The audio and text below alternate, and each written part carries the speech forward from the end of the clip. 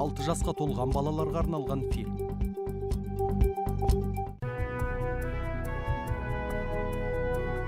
Хайди. Көңілдерге жүретін жарқын ойнап күлетін Хайди. Мекен әлбі жотасы, мақтанышы атасы Хайди. Хайди, айналайын еркем Хайди. Ерке тоты көркем тәтті қыз кім Хайди. Жақсы қыз кім Хайди. Жақсы қыз кім Хайди. Рикоға Италиядан сәлемдеме келді. Әкем көп замай ақша жинап осында келеді.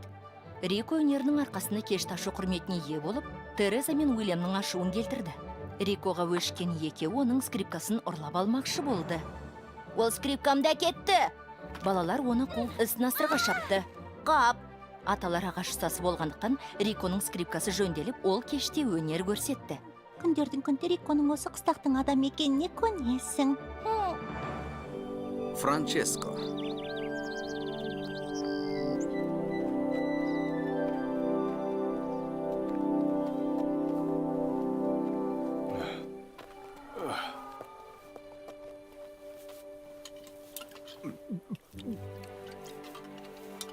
Қане, Флавио.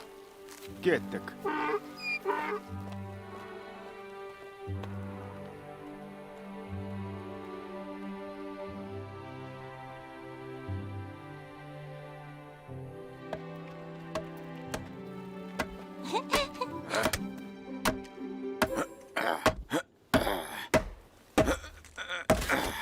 Артырыңдар, абайлаңдар. Қане. Жарайды. Үзіліс жасамасам болмас. Жұмысыңыз бітті ме?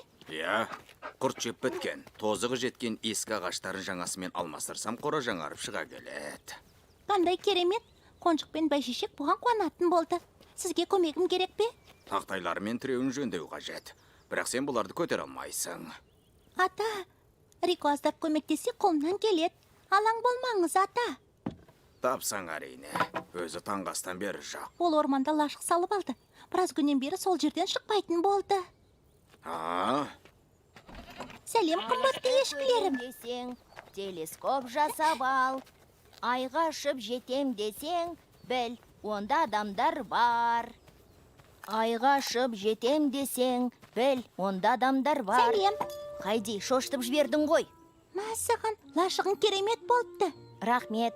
Италиядан келген бұйымдарымды осында сақтаймын. Өзімде осында отырып зат жасаймын. Солай ма? Қандай заттар? Бұл құпия. Жарайды, құпия болса онда. Бақалшақтан теңіз үнін естуге болады. Мінеки. Теңіз үнін? Я, оны құлағың апарып тыңдап көрш. Түге естілмейді. Әрине, жақынырақ ұста. Шын екен, естідім. Қара, Елімдегі теңіз үні сондай. еліңді әлі көресің. Бұған көзім жетеді. Ал қазір атама көмегіміз керек. Жүрші.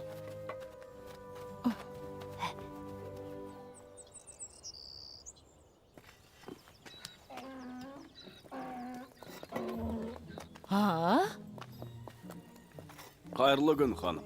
Қайырлы күн. Мәссаған, наным. Қане, әбден ішіп ал. Бұған еңбегің сіңді.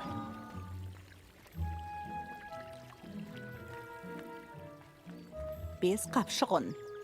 Не, мен санағанда төртеу еді ғой. Өйткені сен санай алмайсың. Өзің біл алда. Сәлем. Сізге не керек? Аты жөнім Франческо Ланфреди. Мен ұлымды іздеп жүрмін. Рико атты кішкентай бала. Кішкентай Риконың әкесіз бе? Иә, оның қайда екенін білесіз бе? Иә, ол Альп атасы деген кісінің үйінде. Бала талай нәрсені білдірді. Сіз әбден кеш келіп тұрсыз. Өйткені мені шекарада бірер апта ұстап қалып еді. Сол үшін. Әрине. Мә, саған қиын екен. Иә, айтыңызшы, Альпы атасы деген кім?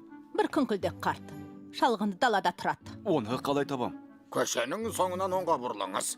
Мектептен өткен соң тауға апаратын жолға түсіп, орманнан шыққандағы бірінші үйге барасыз. Көп рахмет.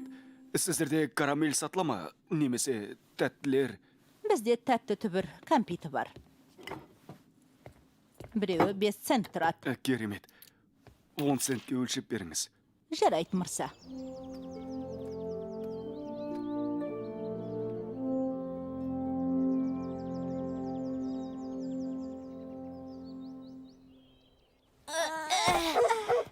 Мынау мынау тым ауыр екен. Жарайды, түсірейік.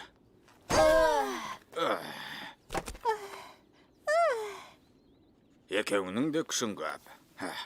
Бірақ әлі күштемессіңдер. Біз жұмыстың басқа тәсілін қолдануымыз керек. Хайди, шеберханама барып тегершікті әкеп бересің бе? Стөлдің жоғарғы жағында ілулі тұр. Әрине, ата. Ей! Қайырлы таң! Сәлеметсіз бе? Бұл Альпа атасының үйі ме екен? Сіз италиялықсыз ба? Иә. Риконың әкесісіз бе? Иә. Рико, бері кел. Бол. Тағы не боп қалды?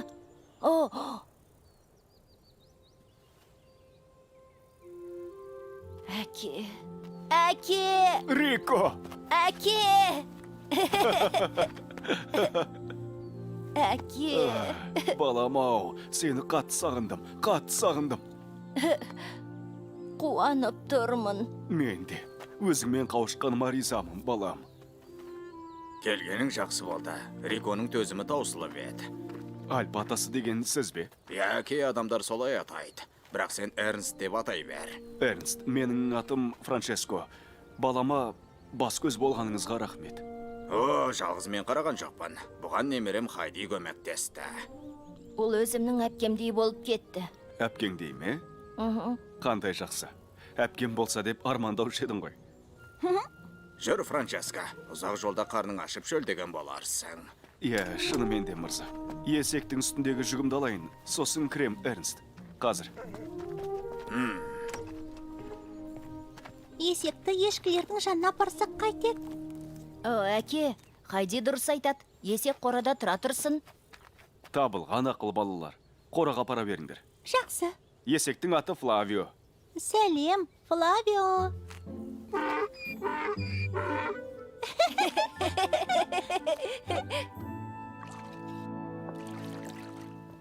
Мінекей сорпа ішіп ал. Рахмет.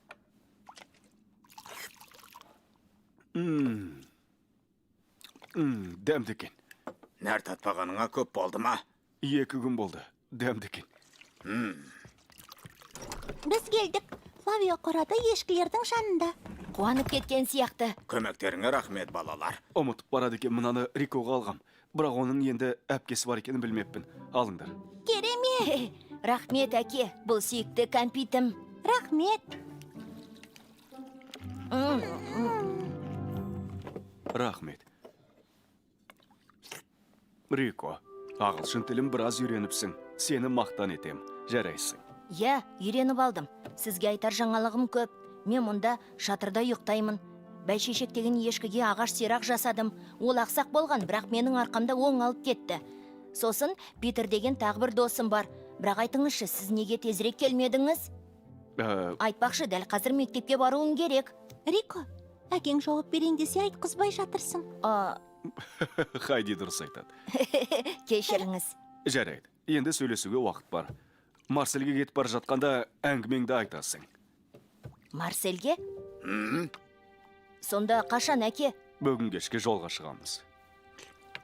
Марсельге ме? Марсельге барасыңдар ма? Иә, сол жердің адамдарына қайық жасайтын адам керек екен. Сен ұстасың ба? Теңіз ұстасымын. Ал мен тау ұстасымын. Демек бір-бірімізді түсінеміз. Мен қазір ешкілерге жаңа қора салып жатқан ем. Маған қол ұшын беретін адам керек еді. Түсінемесің. Онда іске кірсек.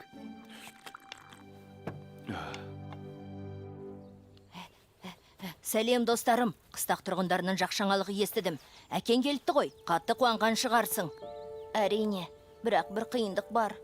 Қиындық? Риконың әкесі Франческо бүгін кешке Марсельге кетеміз деді. Шынымен бе? Дәл бүгін? Марсельге барғым келмейді. Мектепке барам, онда достарым бар. Ешкілер бар, таулар бар. Бұл керемет жер. Кеткім келмейді. Иә, білем. Бұл өте әдемі жер. Осында бізбен қалсаң ғой. Тау мені сыйқырлағанда әкемді де сыйқырлау керек. Иә, дұрыс айтасың. Бірақ қалай? Білесің ғой, тау шалғының көргенде мені баурап алғанын сездім. Атамен тұруға келгенде мен де сөйттім. Онда бұлай болсын, әкеңді Эдельвейс асуына апарайық. Табылған ақыл. Ол меніңше ең әдемі жер. Керемет! Жақсы, қазір барып жолға тәтті ірімшік алайық.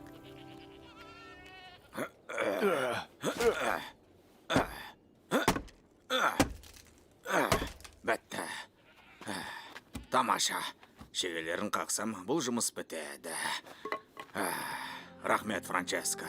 Қайта сізге рахмет. Рикоға жасаған жақсылығыңызға ризамын. Олым апасы қайтыс болғалы бері бұлай қуанбап еді. Ол мұндағы өмірге үйрене бастады. Әке, сізден бір өтінішім бар. Сізді Эдельвейс асуына апарғым келеді. Ол сондай әдемі жер. Италиядан келгенше, онсыз да ұзақ жол жүрдім, балам. Білем, бірақ ол біз күнде көріп жүрген жер емес. Ол өте әдемі. Өтінемін жүріңізші, Франческо, төбеге шығып бүкіл аңғарды көресіз. Жолға тірімшіктен салып алдық. Өтінем, әке, барайықшы. Бүгін таудағы соңғы күніміз ғой. Оның рас. Керемет! Бұған өкінбейсіз, әке. Солай ма? Суыр көремекен біз, Хайди. Көрсек екен. Сізге не болды, Франческо? Ол жер әлі алыс па? Жетейін деп қалдық. Ол мына төбенің басында. Керемет. Жақсы. Келдік. Дайындалыңыз. Өте әдемі көріністі тамашалайсыз. Қап. Қырсығай. Бүкіл аңғар көрінеді деп едіңдер ғой.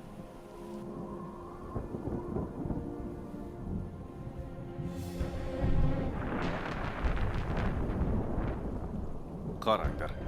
Мұндайда тауда не болатынын білмеймін. Ал теңізде жақсылық емес. Жүріңіздер, жауын жаумай тұрғанда паналайтын жер іздейік. Табылған ақыл, тездетейік.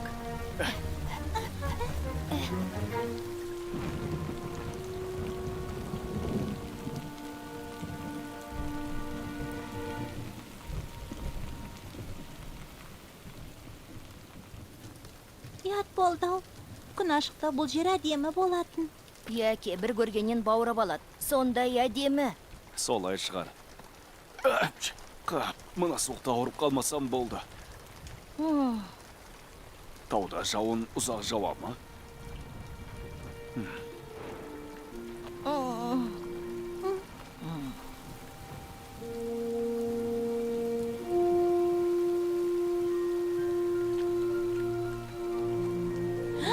Жүріңіздер, күн ашылайын деді.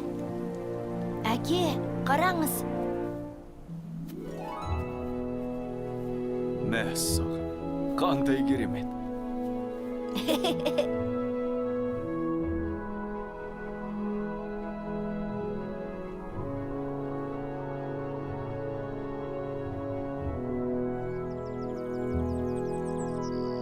Сосын жауын басылғанда әдемі көріністі тамашаладым. Өте әдемі. Ал, Рахмет. Тауларыңыз әдемі екен. Мені де баурап алған сияқты. Солай ма, әке? Демек осында Дёрфлиде қаламыз ба? Әке? Дёрфлиде қалған нес, балам? Әке, мен Марсельге барғым келмейді. Осында қалғым келеді. Мен бәрін басқаша ойластырдым, балам. Бірақ қалсаңыз да болады ғой, бұл жерде жұмыс табылады. әрине, әсіресе сенде жақсы ұстаға. Біздің үйде қала берсеңіздер де болады. Мұнда бөлме көп. Солай ғой, я ата. Осында тұра беріңдер. Я, бәріміз қысты бірге өткіземіз. Әке, өтінем, әке. Көп рахмет, Эрнст. Бірақ мен таудың емес, теңіздің адаммын. Бірақ, әке... Жетер, Рико. Тыңдашы. Үйреніп қалған жерінен кету қиын. Алайда Марсельде де дос табасың. Жоқ. Бұл адамдар достарым емес. Олар менің отбасым.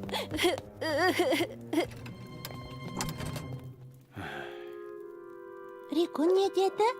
Бізді отбасындай көретінін айтты. Рико?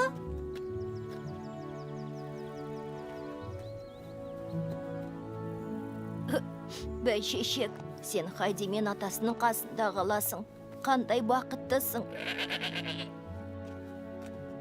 Кездескенше бәйшешек, сені сағынатын болдым. Рико, білесің бе, мен бірде Франкфуртқа бардым. Мен де кеткім келмей әрең кеттім. Атамның жанынан кеткім келмеді. Бірақ бармасам Клараны көрмес едім. Кейінірек ол жан досым болды. Үйшігіме қарап қоясың ба? Иә, әрине, Рико. Өзің келгенде үйшігің дәл сол кейінде тұрады. Біз қайтадан кездесеміз. Бұған сенімдімін, Рико.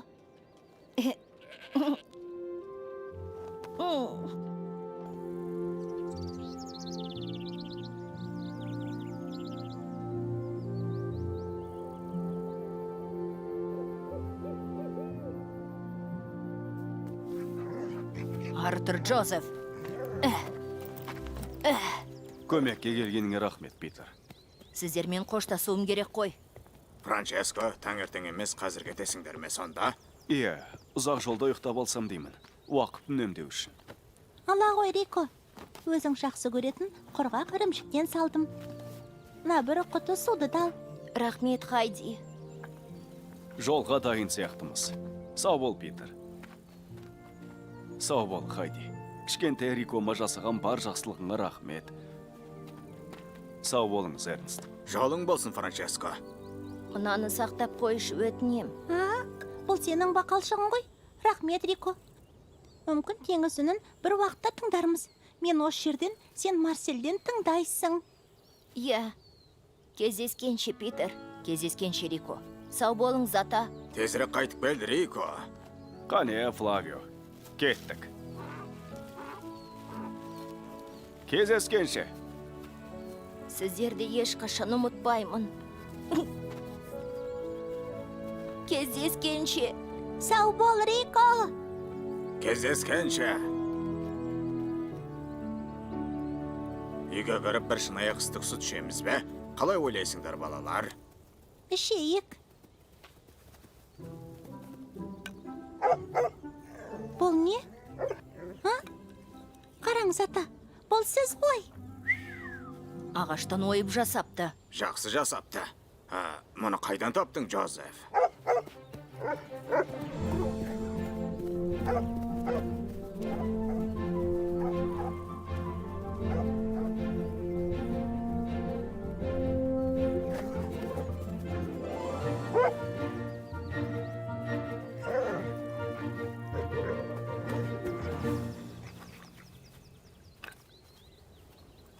Мәссаған, қараңыздар. Мынау Франческо, ал мынау бәйшешек, қонжық, Джозеф, ал мынау сенсің, Питер. Қара. Ал мынау сенсің, Хайди. Рико бәріміздің мүсінімізді жасапты. Рико бұларды Марсельге кетуі керек. Дұрыс айтасың. Тез барсаңдар, қуып жетесіңдер.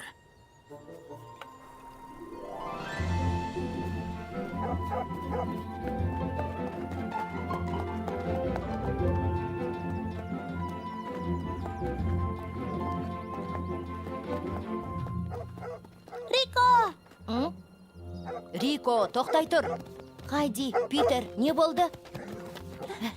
Әйтеуір үлгердік ау. Үйшіктегі мүсіндерді алмапсың. Оларды Джозеф тауып алды. Ол қандай мүсіндер көруге бола ма?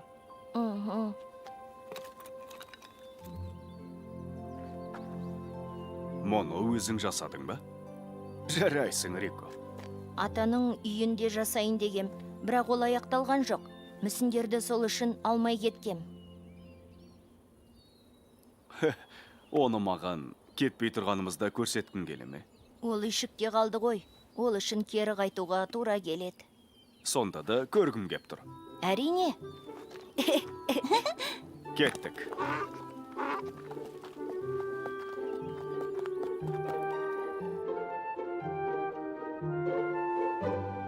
Бұл Бұл өте керемет еңбек. Кішкентай Рико өскенде ұста болатын шығар. Ал мынау үй. Мәссаған.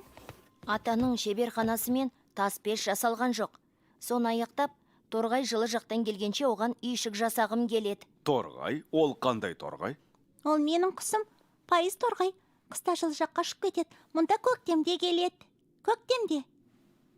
Мынаның бәрін өзің жасадың ба? Мхм. Өте керемет. Үйдің сақ түйегіне дейін жасапсың. Шатырында кішкентай жұлдыз неғып тұр? Бұл не?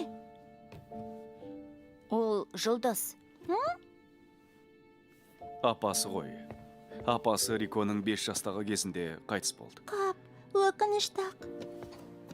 Осы үйде тұрсам, қуанып жүреді екенмін. Апам тірі кездегідей. Балам-ау, жарайды. Тауда қалайық. Осында бақытты боламыз. Жарай ма? О, рахмет, әке. Оқас жоқ. Үй иелеріне алғыс білдіріп, әуен ойнасақ қайтеді, балам? Иә, мен аспаптарды әкелейін. Біз осы үйде қыстап шықсақ, шынымен қарсы емессіз бе? Үйге бәріміз сиямыз. Бұл үлкен үй. Әкелдім, әке.